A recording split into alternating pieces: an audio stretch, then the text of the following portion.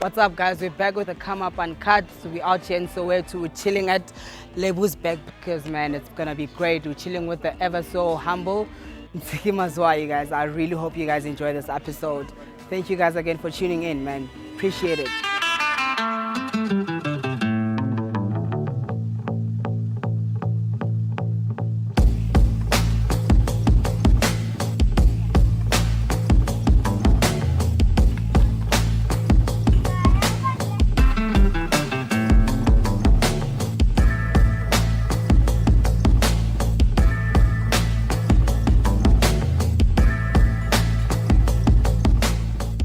Yo guys, what's up? Welcome to another exciting episode of the Come Up and Cut. It's Tabo Changela again. I'm sitting with Sis Ntsiki Mazwai.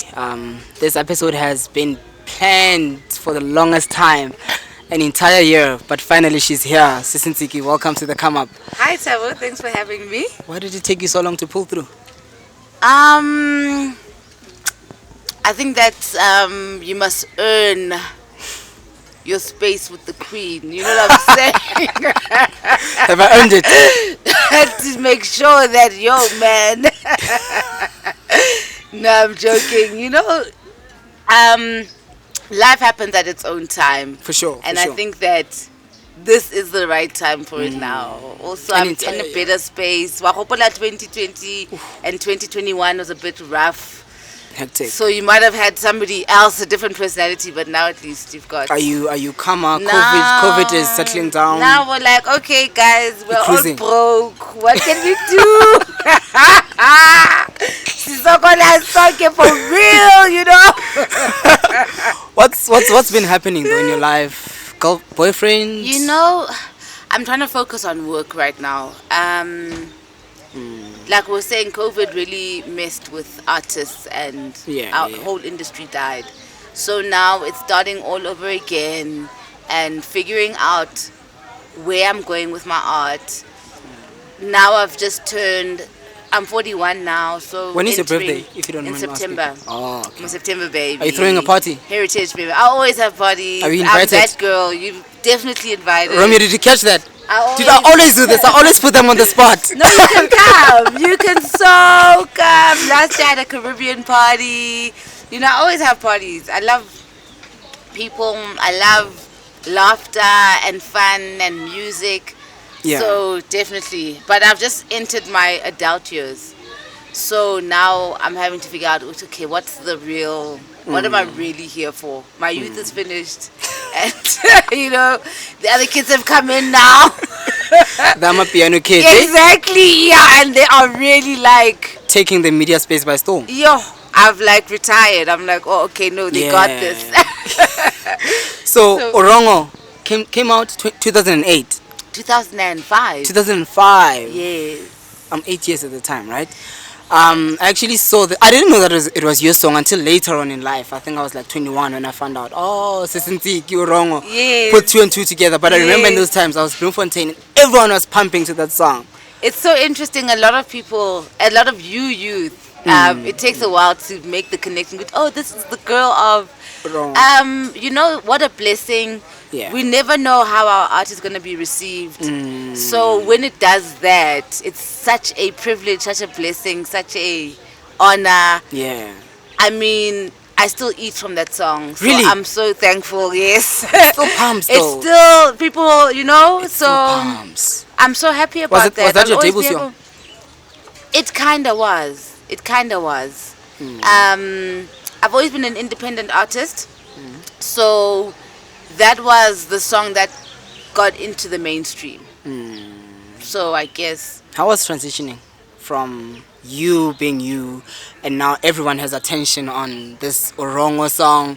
People are starting to notice That's you. such an interesting question because I remember like when it was peaking. Because when usually what happens with your art is that people only find out who you are after the peak. Yeah. So they just know the song, they like the song. For sure. So I'd be like at Innisfree Park and all the cars are playing my song. They don't know. I'm like, guys, it's me. I'm the person. Excuse me.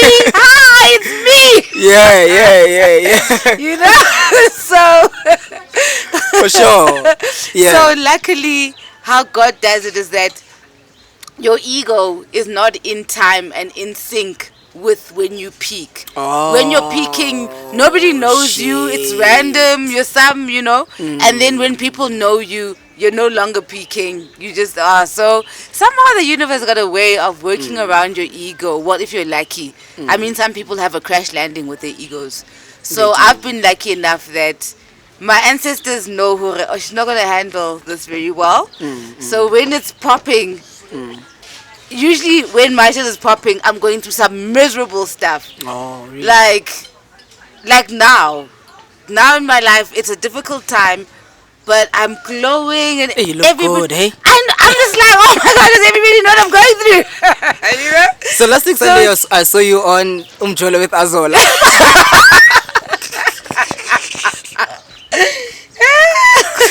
What's happened? Remember, I follow you on Twitter, right? Yes. And then I see your post. I'm like, Umjolo with Azola. You know what? What's happened? Was that Benta? You know what? I love when I see black people doing something dope. I love to be in the mix and to put in more fire, and because I also know that there's 300,000 people following me, and I think Azola's doing amazing work. You know, he's always got this. He is right. Lovely energy, bringing people together, and it's from a positive spark. Unlike me, where I'm just full of shit. We're gonna get there. You know?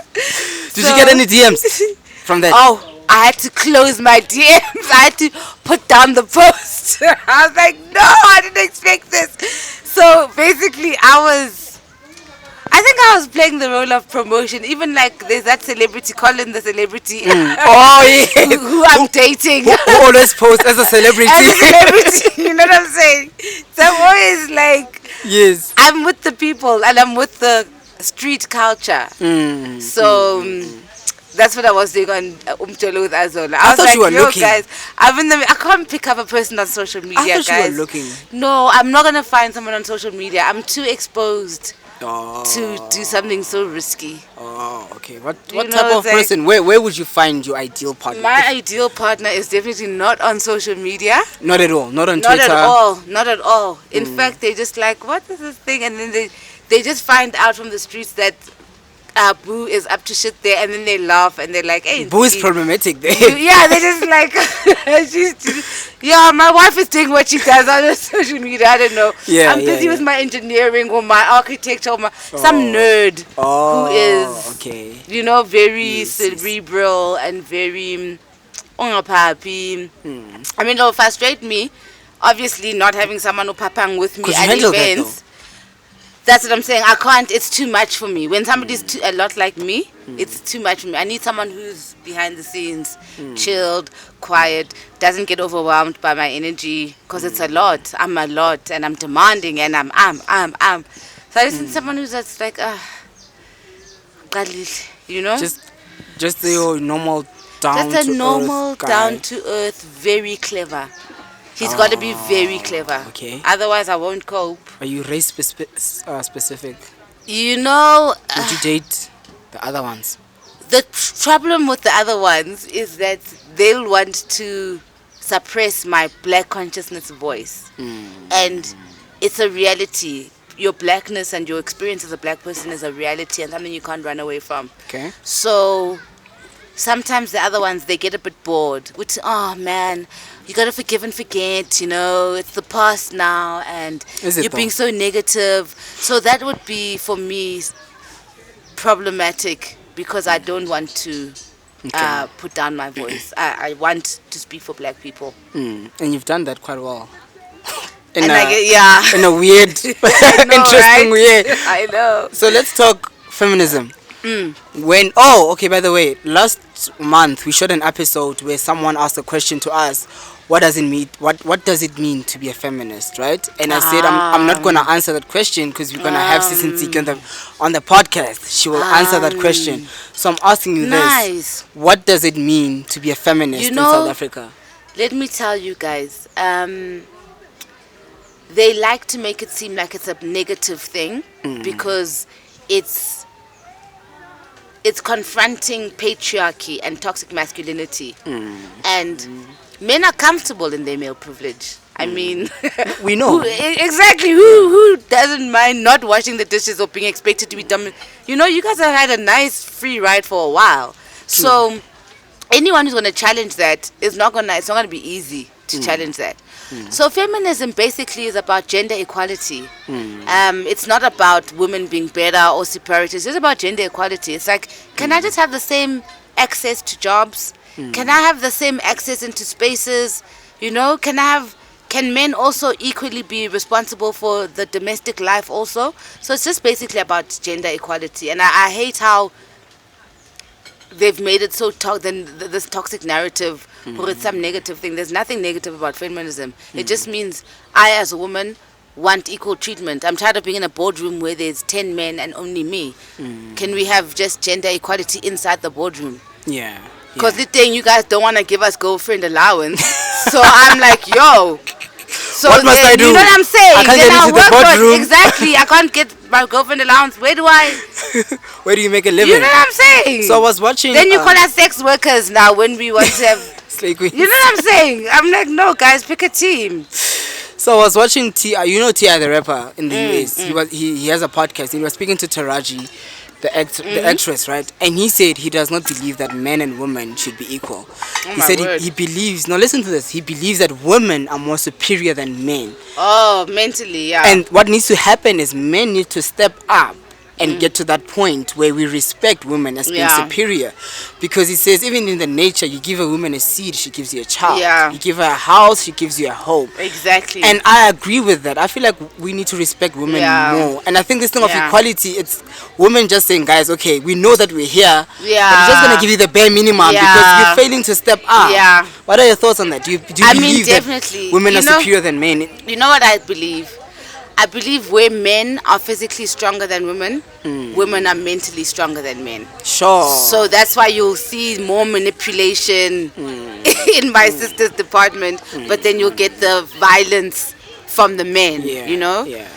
So I think that's where I always feel like our creator has just such a sense of humor because we really need each other. This one's got this thing that you need, this one's got this thing that you need. So I think that's where it is. It's about women are really smart. Really smart. Very. Yeah. So how do we get to a point where we balance that out? As I'm talking about the black men now, because obviously high rape cases it's us, GBV it's us. How do we get to the point where we... It's good that we're starting to have these conversations. It's good that we're starting to be like, no guys, if she's drunk, you can't really have sex with her because you'll get into trouble the next day. It's good that we're having conversations around what happens at the parties, at the house parties, you know? So we're getting somewhere. We're getting to a point where we're making men who do rapey things uncomfortable. And that's all we need. Yeah. We just need men not to be so comfortable to use their physical power over women. So I think we're slowly, I mean, the human experience is about evolving and becoming more civilized. Okay. So I think we are that generation that is civilizing our men to be like, no, actually guys, it ain't cool. You can't quickly slip it in. It's rape. It's rape, yeah. You know what I'm saying? Do women understand the struggles men go through though? We would like to. I think that's why the conversations are important between men and women. That men's conference you guys keep joking about, women are waiting for you to have it. I feel like it's going to be toxic though. It needs to be done the right way. It needs to be done the right way. You see, I don't think the Twitter space is the right way to go with this men conference thing. Because it's a very serious issue. It's a very serious issue. Can I throw in one issue that men are struggling with, Ntsiki? You mentioned rape, ne? Do you know how many men pick up women from clubs, right? When they get home, it's consensual sex. Yeah. She agrees, have sex. The next morning, she said, I want money. And if you don't give me money, I cry rape. You're not having those conversations. Because my friend has went through that where the girl said, if you don't give me 500 rand or whatever, I'm crying rape. You know what we must also talk about? The culture of going to club and picking up randoms. Exactly. When you're drunk. Exactly. People must get mains. You know what I'm saying? I'm like, guys. I stop peace jobs. Like fam, like Lilo, now you're just like, that is morally irresponsible thing to do. It It's is. physically irresponsible, sexually irresponsible. So we also need to have that conversation. But when that happens, I do think that we need to find ways on how men can open cases also. I think that false accusations are as bad as rape. I think it's the same. Bruh, it is. It's the same thing. For me, the thing that threw me off the cliff, a Nigerian guy, ne? He committed suicide of false accusations. And then after he passed away, the mother found chats on his phone where this woman says, I'm gonna make your life. And he was on his way up in the law, whatever. I saw it on Twitter. And then he committed suicide because he was in and out of jail over something that he didn't do. You know what I think? Yeah. I think what's missing in our society, which I hope will happen in my lifetime, is we need institutions that deal specifically with rape. Not the SAPAs, ne? Not outside, just like you have the Scorpions and the Hawks, where they deal with corporate crimes. We need one that deals specifically with rape. Because rape happens in many levels and many ways. It could be in intimate partners. People are used to the violent rape where it's strangers or you get no. And it's no longer like that. No, it's not like that. It's not like that. It's something that happens in our homes. So we need institutions where even for there's departments that deal with false accusations, and there are fines or ways that we do it. I mean, it's too random right now. Where sometimes where activists must pay R500,000 for defamation. Who's that activist? I'm just saying. And then women will falsely accuse and then nothing happens to her, or a man will rape and nothing. So there isn't any set way that we're dealing with rape, and we do need institutions that deal with rape. Speaking of activism, there was a rumor that you resigned. Did you resign? I did briefly, but I'm back. that rumor started like 2 months ago. It's exhausting speaking in South Africa. It's exhausting because there's no true leadership. Anything is going. Even the politicians are corrupt.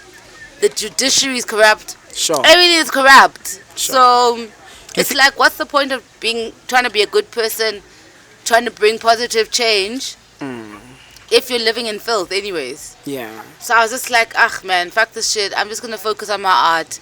But then I realized that no, actually it matters to me. It matters to me that women are safe, men and women, because men get raped too.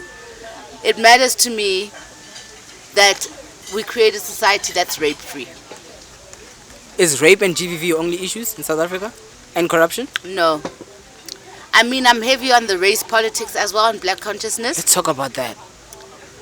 Let's talk about race and how the media has played us as black people and sold us the rainbow nation, which does not exist within corporate spaces, within media spaces, where when you step into certain corporate spaces, you still feel that my skin sets me 10 steps back. Can we just have that conversation? Even the way right now, what's happening with Operation Dubula, how it's black on black violence. What's happening there? I know, it's crazy.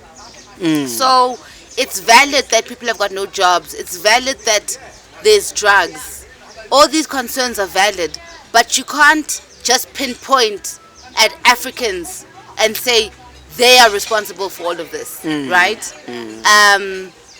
We are dealing with a group of Abelungu who are also illegal immigrants, so they're not indigenous people of this land. So if you're going to be attacking foreign nationals, nibashielani. Because now we're feeling escape. Yeah. Without my passport. So before, I will never turn on a black person before I deal with the real enemy. Sure. So I'm just like, yo guys, this is crazy. So do you support, which side are you on? What I'm on the side that is like, Africans, we are united. We can all work on crime and how to make it safer, and what systems do we put in place to make sure that we are all accommodated. But we can't work in a space where we just mob justice just anybody. But why are we afraid then to step into white offices? Because that's the problem. It's so easy to go for the vulnerable. Exactly. Why don't you do the same in Sandton? Exactly. That's the problem with Operation Dubula. So do you agree with Julia's stance on One Africa for All? I definitely do. I think that we need to develop even these neighboring countries and start incorporating ourselves. Guys, there's the European Union. They've got one currency. Is it realistic though, Ntsiki? Why not? With the current unemployment rate, with our current healthcare systems in South Africa. Why not, guys? Because I feel like South Africa is strained as it is, and if we say let's open the borders currently, the thing is, I'm saying we must use their territories also. Develop the things that they've got in their country so that their systems are working the same way, but it's under one big umbrella now. So that they don't have to actually move and immigrate to here. They've got the same opportunities. And the companies, the multinational companies can all freely move around. Rather, let's fight about doing that. But we can't be...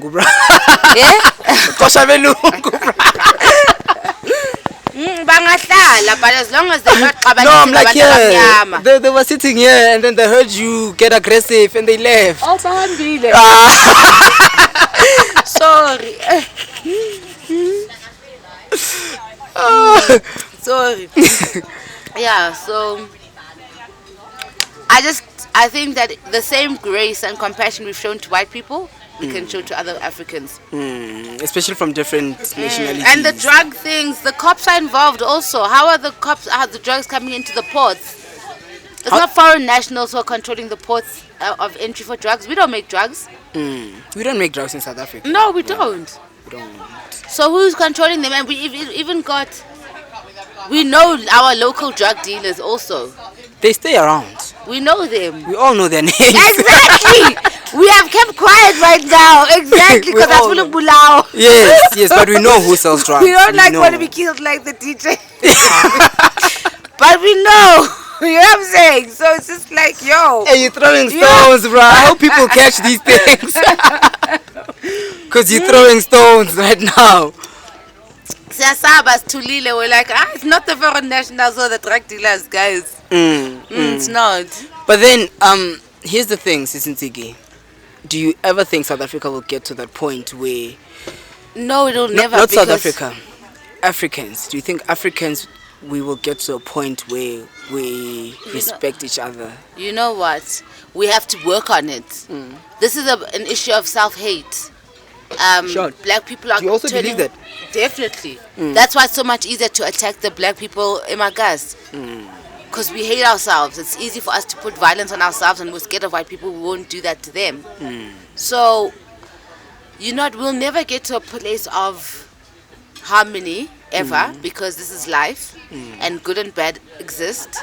But we can't be working in a situation where we are Afrophobic and we attack black people. It's rather, with the yin and yang, it must be a small dot of attacking black people, but the rest of us are united. It can't be the rest of us are and then a small dot of unity. It's not going to work. We have to love ourselves. We've been taught to hate ourselves. So what's your perfect image of Africa once everything is done? If God was to ask you, please draw me a picture of your perfect Africa, how would you paint that picture? Wow. We would all have access to land. I really feel like I should have clapped for that question. Because, wow, that's a nice question. That's a beautiful question. Oh, my God.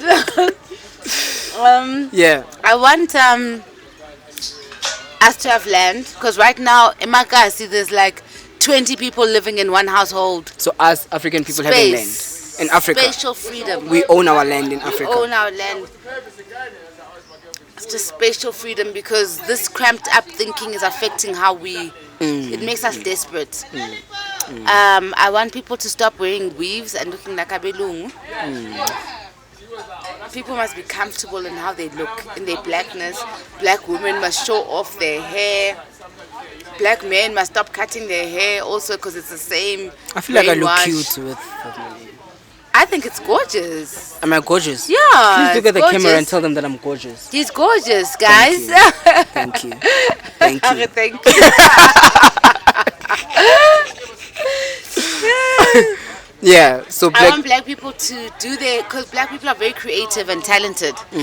I want them to do what they want to do, I want black people to...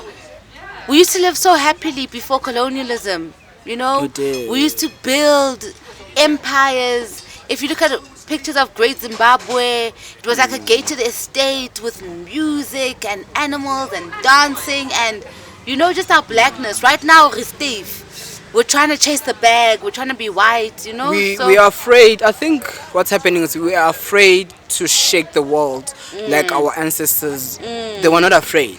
They stood up, and then I feel like they left us like, okay, guys, we're dying, run with this, and then we just kept quiet, kept it to ourselves, and we let people walk all over us. Because now these other ones are walking all over us every day. They've taken up land, they've taken up space. They own things. And here's the thing, we turn on our own Africans instead of fighting the real fight. But how did this person come into Africa, not even South Africa, how did this person come into Africa and own so much land in 2022 and be a foreigner in Africa? Exactly. Impossible. But then we've accepted others. You guys are not foreign. As long as you're not black, you're not foreign in Africa. It's insane. We are called African because of our skin color. Have you realized Indian people are not African? Yes. Have you realized that China are not African, but they have been accepted. They have been accepted in South Africa. Okay, when these xenophobic things happen, we always go for our people. Zimbabweans, Malawians, we always go for our people. I mean, bakhona abanye belungu bafike la South Africa, they don't even have documents. We don't talk about that. In the East, I'm a bit of view, that side, the East. The drug dealers there, Eastern Europeans, banning. We don't talk about that. Sure. Anyway, I feel like I could speak about this conversation for so long because it makes me so angry to see us black people going back. I really feel like whatever Abu Steve Biko fought for, whatever the previous leaders, 100 steps back. I feel like they fought for this. Yep. And all over Africa. And what we do is we've accepted to be 100 steps back. To be disrespected. Do you want another pineapple juice? I'm fine. No, I'm fine. Thank you. Oh, okay. I'm such a gentleman, though. Nah. So there's a question that people have been hovering me to ask you, right? Okay, a lot of questions, but I'm gonna ask this specific one. It's not my question; it's my people's questions. When people heard that I'm having you on the podcast, there's different questions that came through, but there's one that stood out. Okay. Can you take a guess? It's not the one that we spoke about before the shoot. Yeah, let me think. It's the one. I know it's something to do with my tweets. Last chance. Okay. Are they asking if I still do music? I'm just gonna ask it. Okay. It is the roast of AKA. Was it Somizi? The roast of Somizi. Oh my god. Yes. Oh my god. That's what people wanted me to ask you. What happened there? What's the exact question? It's like, how did you survive? So the questions that I got, I'm going to ask you the questions that I got, right? Yes. The first question, are you beefing with Nomzamo and Skumba?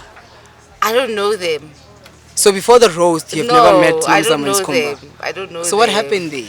I don't know. I watched it and it felt like these two are literally ganging up on you, right? Yeah. But I thought it was in my mind. So when people heard that I'm interviewing you, they asked the same question. Like, is she beefing with Nomzamo and Skumba? No. So I've you guys met there for the first time? Yeah, I've never met them in my life.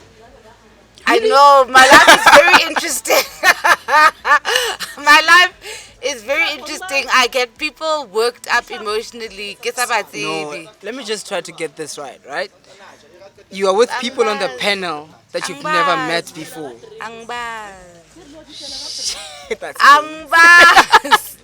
Okay. TV, so that happened in 2019. Ne? Oh yes. So or 2018? 2019. Okay. So after all these years, have you wrapped your mind with what happened there? It's deep, right? Can you? Yeah, that's why you're like after so many years. After all these years, can you finally put a finger on what do you think happened at the roast? Well, they were doing the ganging up thing, I think. And I think they expected a reaction from me and some drama. And I'm really glad that I was just like, oh my god, this is so weird. And I just smiled my way through it. And I was like, this is so weird. Okay, cool. So it was a weird thing. It was Wow. it was dark energy. It was very cringy. Yeah. Cringy. It Because was very dark energy. I thought you guys have made Kodi No, kicking before. baby. You beef, you had. There was a beef. No. Nothing. No. No. That's odd though. I know. I know. Very negative. Because the roast was okay. I mean, it's a roast. Yeah. Okay, we're not expecting you guys to be friends, Yeah, but it's a roast. but it's not supposed to be so deep They and dark, took it right? deep, dark, and personal. Yeah. Which made the whole entire thing cringy. But how I think it actually killed the brand of that whole thing. after that, there was never no, South African right? South African roast, ne? Yeah, I it think Somizi just was the last didn't- one. I think. I think there was one afterwards, but it didn't quite catch fire. I think that sometimes, that's the thing about shortcuts. You'll be like, it's going to give me a lot of hype, whatever, but then it kills the whole trajectory of the whole thing. So on Twitter, you haven't. Things I know, Ntsiki can be problematic on Twitter. I'm trying so hard to defend you. Of something I've said. I try so hard to defend you, but sometimes I know you can be problematic. No, I know. So I know. You've never went for any of them on Twitter personally. Let me think. Personally, a tweet that was directed to any of them. No, in fact, before the roast, I used to tweet very positive about Nomzamo. She's a feminist as well. Yeah, I used to post positive about her. So She believes in women's rights and women's things. Well, that's what I would assume. Because I really don't know what Sis Nomzamo. PR does say that. Yeah. Hey, you're throwing stones today. Hey, you throwing. You know my problem is I'm always going to tell the truth. Well, my truth. So that's what the PR truth changes, says. So, you know what? It happened. What it did for me, because there's always positive that comes out of every negative, is that it made me vulnerable, and South Africans love vulnerability. We do. They will just come and pick you up and be like, no, stop. It's too much. Exactly. It's too much. So it humanized me, and it made people have more compassion towards me. Because before that, they were just like going, I know. I know. Even this morning, I was busy with him. Do you consciously do these things? No, sometimes, not usually, not consciously. I just tweet what I feel, right? But sometimes I'm like, yo, Bazokwata! Is there a tweet that you regret sending out? Where you're like, okay, here I was wrong. Can you think of one that made you... No, whenever I regret something or someone says, no, this is not nice, then I'll delete it. If I can see, Guti, it's not nice. Like, I commented on someone who died from a vaccination, and they were like, no, Ntsiki, it's not the time. Are you an And I was anti-vaxxer? like, actually, I don't believe in putting chemicals into your body that you don't know. Ntango? That's not a chemical. Yeah, I'm asking, do you believe in... Yeah, I believe in nature. I believe that even as our traditional healers, like I believe that nature is there for us to ukuzilapha. So the fact that you guys want to be lapped by Pfizer or by Johnson & Johnson's, which are white companies, is not going to be my business and my problem. So I'm just like, yo, is it a coincidence guys, everybody that, do what you want with your body, but don't companies, we all know who owns the economy. Companies are forcing people to get vaccinated. It's insane. And they're not saying we're forcing you, but they're saying if you don't get vaccinated... Yeah, then you're getting excluded from basically life. Exactly. I think that we must just be strong and we must be resistant and resilient. I think it will pass. But it's hard, because you understand that there's a long queue of unemployed people, and we as black people, we know that we're easily replaceable within the corporate structure. I know that. That's why they fucked with you. That's for the why job that I'm doing, Yeah. there's like 200 people that are standing in the queue. Yeah. So if I'm gonna get fired for not vaccinating, they're gonna get someone that they can pay 5 but times you less. See then how we need to change our education system as black people to move away from looking for jobs to being job creators, to figure out what your talent is, like how you figure out, this is my talent, I want a podcast, I'm good with people, I'm good with communication, I put up my podcast and then I find... Into your camera as you no, say that. I'm saying no, I'm just saying, this is how you do it.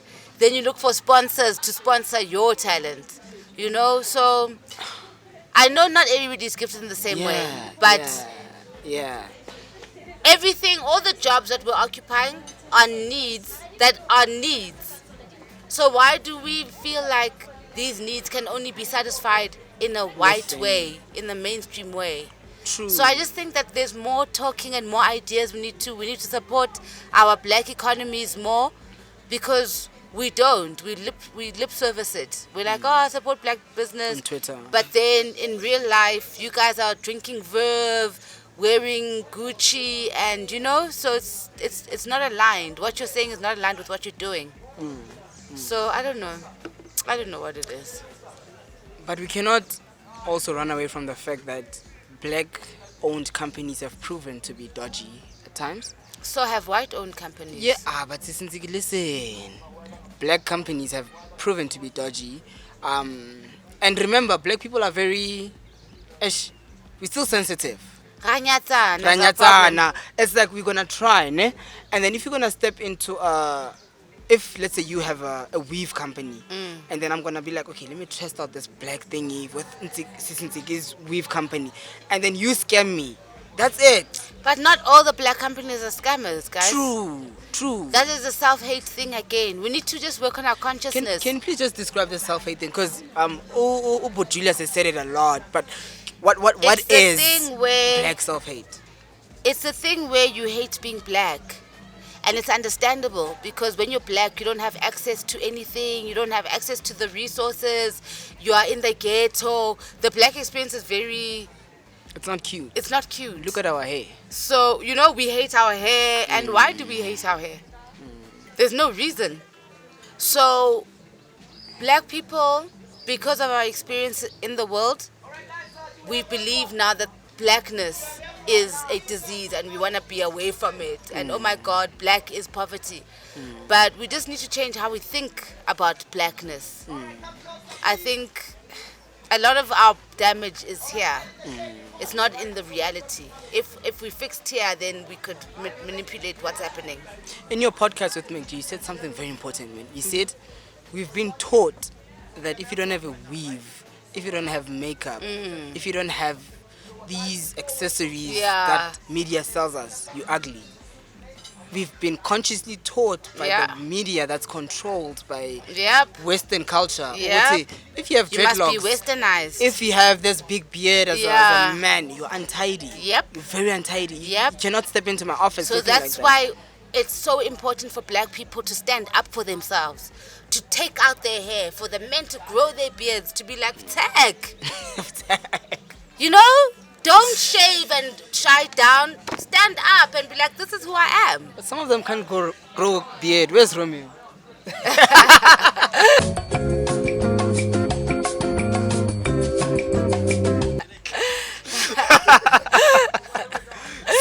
Some of us can't grow beard. But just be yourself, wear your own clothes. Now we're looking at the guys, the skinny jean.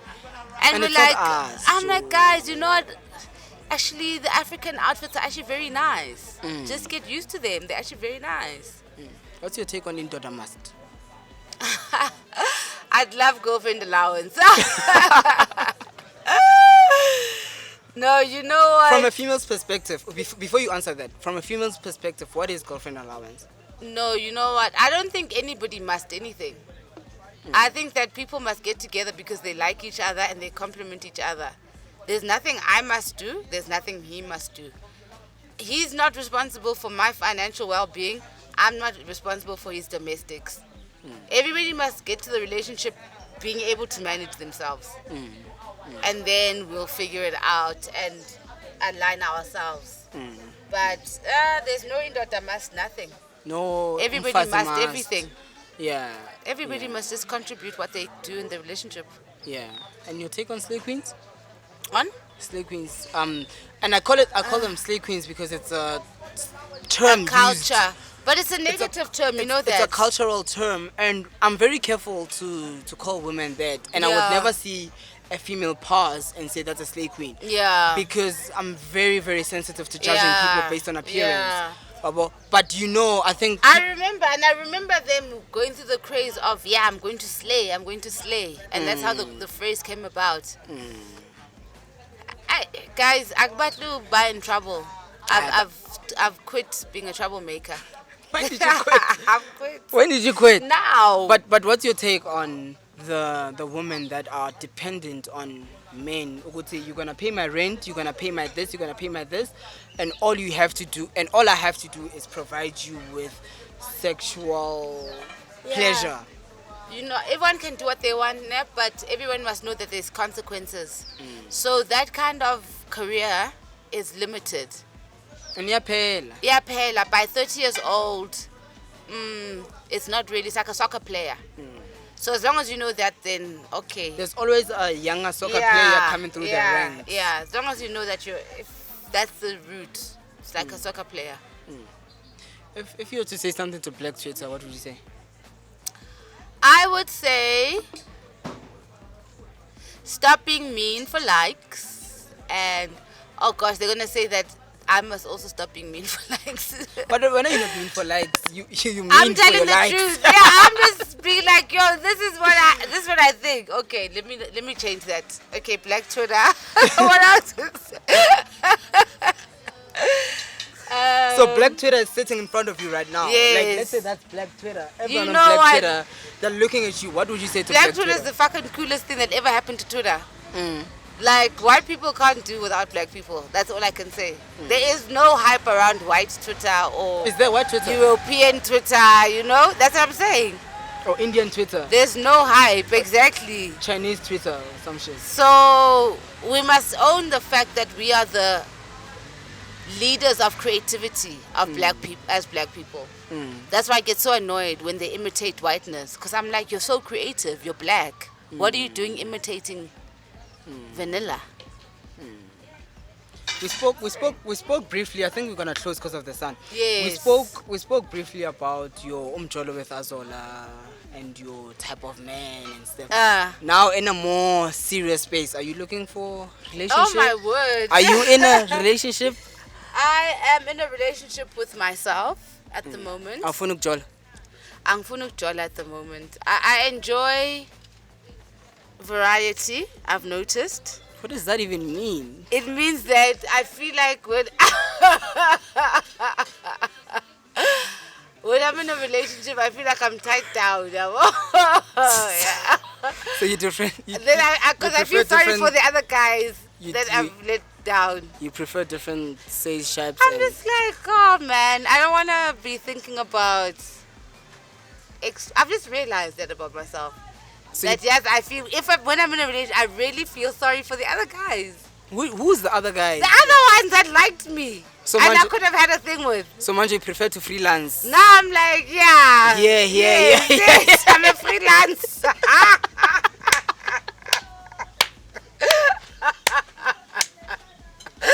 Yes. We can wrap it up on that note. I'm a freelancer. So whoever saw that tweet on Umjolo with Azola, it's not true. Ntsiki is a freelancer. She's not looking for anything serious. She's a fish job person. Contract work. 3 months here, 6 months there. Yes. Yeah. The people who know me in real life are gonna be laughing because it's spot on. But you tell these contracts, I'm a contractor. do you tell them, I'm here for 3 months? Don't catch. Even them, they're contract workers. So even them. So you deal with contract workers. Sonke, they are contractor. What's up group for this contract? I'm asking for my friends in the background here. No. My friends in the background. I was gonna ask Romeo, do you want to be part of the freelancer group? Sihle, do you want to be part of the freelancer group? There's a freelancer group going on. There's a freelancer group going on. I'll visit. You will enter and exit. Yeah, enter and exit. No. Guys, bye. I'm finished. I've given you my time. Goodbye. Okay, cool. Guys, thank you very much for joining us, man. Ntsiki. It's been so great, man. It's been so awesome. I'm gonna put you on the spot. Romeo. I don't wanna do poems. No, you're not gonna do poems. Romeo, I need you to grab a mic off camera, ne? And just confirm what I'm gonna say. Come this side. She said she's gonna think about being on the come up and podcasting with us. Yes. In different episodes. Do you yes. You no, I commit to that. You commit to... I commit to that. I can work with you. I commit to that. You heard, Sitle? Yeah. So I can manage that. Sister Ntsiki said she's going to be part of the come up. You want to catch us on... I want to catch it on my phone. Guys. Yeah, she so said... much drama. She said she wants to join the podcasting space. So she's going to be part of our family. So people are going to be seeing more of Sister Ntsiki on the come up and cut. Yes, sharing different opinions. Not only on blackness, whatever, different. I'll be your resident soul sister. Yes, and we don't. Yes, you see. So we really appreciate that, man. Sister Ntsiki, thank you very much. Thank you so much for having me, did you have fun? I actually did. Sure, you put so much pressure on me before we shot, hey? I did. It wasn't bad. It wasn't bad. Being a bad, yes. I'm trying, ne? We are trying. I'm stepping into this. We are trying, Hashem. In 6 months, I want to be part of the us. One of us. One of us. You want to be one of us? I'm trying so hard to be one of us. Don't hang out with Slick Talk. He's not one of them. Bro, I feel like Slick Talk is going to come for me. Even me. Do you know that's the only person I fear in the whole of South Africa? Now it's going to come for us. It's like, good evening, South Africa. Ntsiki Mazwai. And you think you all that? You whack, nigga. Nigga, you whack. I'm going to come at you sideways, okay? Because you're just only famous because of your sister, okay? You whack. And then it adds up blood blue. Yeah. Subscribe. Slick Talk, please, baby. Please, no, we love you, Slick Talk. Dude, continue doing what you do. Please, baby. Banyise. No, we love Slick Talk. The come up loves Slick Talk. Please. Very much. We love you, flowers. Guys, thank you very much for joining us, man. It's been a crazy episode. Sister Ntsiki has been a very, very great guest. We really enjoyed it, man. Thank you for tuning in, guys, and we out. Thank you for joining me on the Come Up. If you would like me to join this team, please comment, like, and subscribe, and I will be seeing you in the next couple of. But I'll hear from you. If you don't want me, then just say no, thank you. We just want Tabo. But otherwise, if you think good, I one time. Sharp.